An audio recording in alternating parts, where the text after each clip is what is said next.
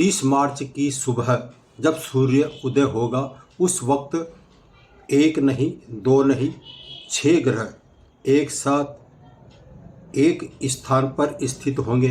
यानी कि सूर्य वर्तमान समय में अभी मीन राशि में चल रहा है। तो मेरे कहने का मतलब है कि मीन राशि में 6 ग्रहों की युति, जिसमें 3 ग्रह शुभ ग्रह हैं और 3 ग्रह पापी ग्रह हैं। कुल मिलाकर 6 ग्रह मीन राशि में 30 मार्च को गोचर करेंगे। तो ऐसे में हमारे ऊपर क्या प्रभाव रहेगा, मानव जीवन पर क्या प्रभाव पड़ेगा और कौन से कार्य हमको नहीं करना चाहिए, कौन से कार्य वर्जित है और इसके शुभ परिणाम किन राशियों को मिलेंगे और किसको इस बारे में इस अवधि में आपको सतर्क रहना है, सभी विस्तार से समझाऊंगा। सभी को जय श्री कृष्णा।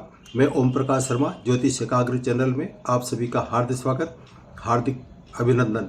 आज का विषय बहुत ही महत्वपूर्ण है। कारण क्या है, 30 मार्च 2025 की सुबह, जिसमें चंद्रमा वैसे 2.5 दिन चलता है, लगभग 2.25 दिन भी हो सकता है, तो इसकी अवधि कम रहती है। तो 30 मार्च 2025 की सुबह सूर्य के साथ 5 ग्रह अन्य भी इसमें स्थित हैं। वो कौन कौन से ग्रह हैं इसके बारे में बता रहा हूँ। सूर्य, चंद्र, बुध, शुक्र और राहु, इन ग्रहों की युति के कारण 6 ग्रही योग का निर्माण हो रहा है। हमारे ज्योतिष शास्त्र के अनुसार जब 6 ग्रह एक साथ स्थित हो जाते हैं तो यह हम ज्योतिष शास्त्र के अनुसार इसको शुभ नहीं मानते हैं।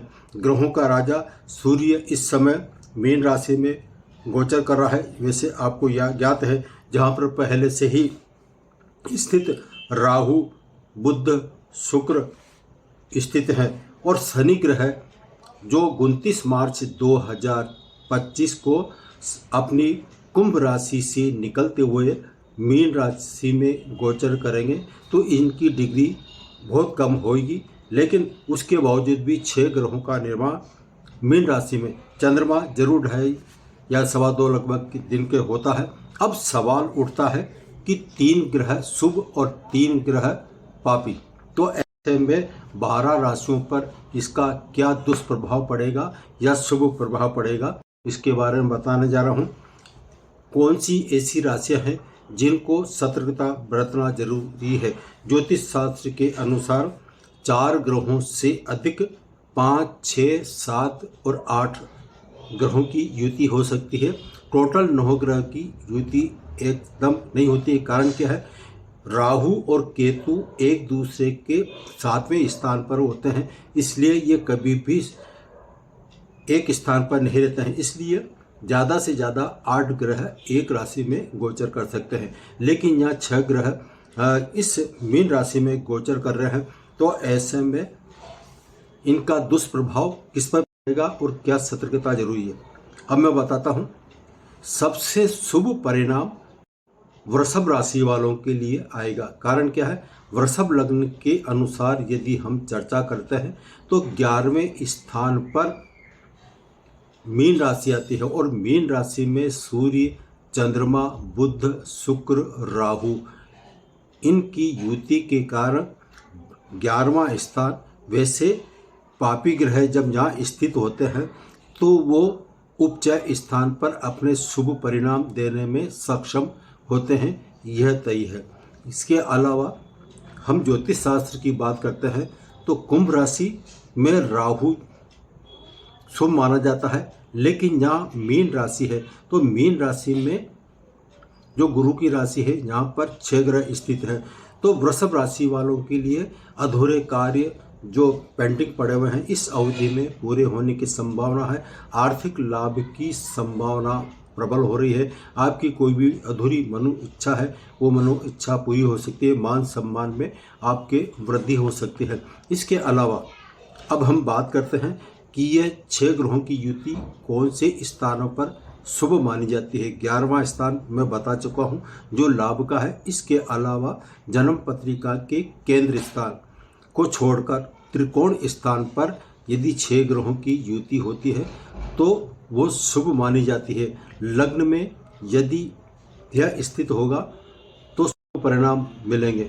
पांचवा स्थान जन्म पत्रिका का पांचवा स्थान और 9th हाउस, इसको हम भाग्य भाव कहते हैं। इन स्थानों में से किसी में भी लग्न, पंचम, नवम और 11वां स्थान, इस तरह से 4 जगह पर ये 6 ग्रहों की युति का शुभ परिणाम मिलेगा।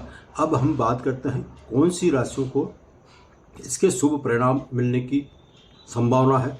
तो वो भाग्यशाली राशियां हैं वृषभ, तुला, मकर, कुंभ, ये राशियां, और साथ में मीन राशि भी इसमें आती है।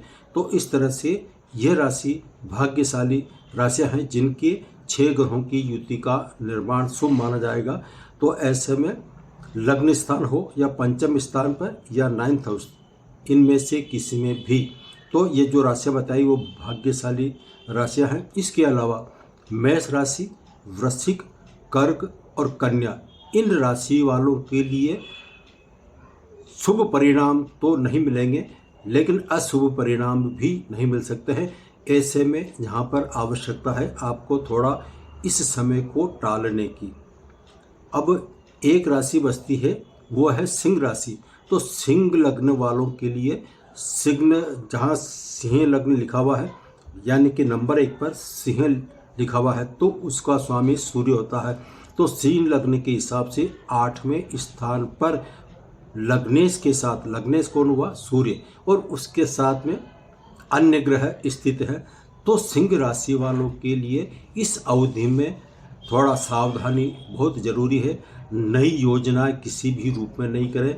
यदि कोई नया कार्य प्रारंभ करने जा रहे हैं तो इस अवधि में टालना है।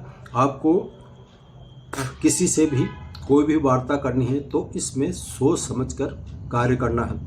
तो ऐसी जगह वो अवधि, जिस अवधि में मैं सतर्कता जरूरी है, वो है हमारे ज्योतिष शास्त्र के अनुसार जब 6 ग्रह एक जगह स्थित होता है तो जिस तारीख से वो गिने जाएंगे तो उससे 10 दिन पहले और 10 दिन बाद में।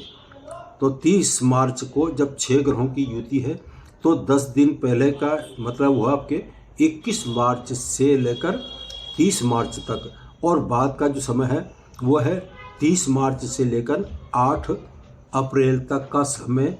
ये आपके लिए सावधानी बरतना बहुत ज़रूरी है। इसमें कौन से शुभ कार्य नहीं करना चाहिए, इसमें गृह प्रवेश शुभ नहीं माना जाता है, और गृह निर्माण, आपका सगाई संबंधी की में बात चर्चा करते हैं तो वो भी इस अवधि में बात नहीं करनी चाहिए। नया कोई भी बिजनेस प्रारंभ करने जा रहे हैं या अध्ययन का कार्य करने जा रहे हैं, कोई भी शुभ कार्य है तो 21 मार्च से लेकर 8 अप्रैल तक का समय थोड़ा आप टालेंगे तो सुखी रहेंगे। इस अवधि में शुभ कार्य वर्जित माने जाते हैं। इसके अलावा अब हम बात करते हैं, नीचे मैंने आपके थंबनेल में लिखा हुआ है डरना मना है। तो ऐसे कौन सी राशि है जो उनके लिए ये घातक नहीं हुए, अशुभ परिणाम नहीं मिलेंगे? तो वो सीधा सा है, हमारी जन्म पत्रिका में D1 यानी कि लग्न चार्ट होता है, नवांश दशमांश होता है। इसी तरह से D8 जिसको हम अष्टक वर्ग के नाम से जानते हैं।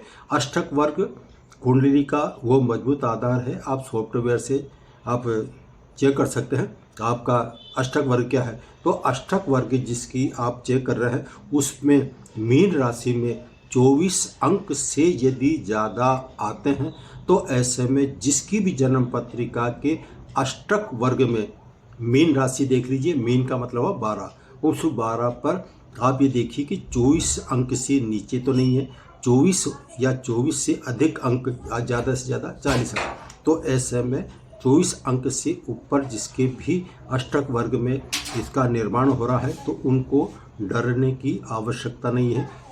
उन लोगों के लिए ये 10 दिन किसी भी प्रकार से अशुभ नहीं माने जाएंगे। किसी भी प्रकार का दुष्प्रभाव इन राशियों पर नहीं पड़ने वाला है जिनके अष्टक वर्ग में 24 अंक से ज़्यादा स्थित हो। तो आज इतना ही, फिर मिलेंगे नए विषय और नए सब्जेक्ट के साथ। मैं अपनी वाणी को विराम दे रहा हूँ। सभी को जय श्री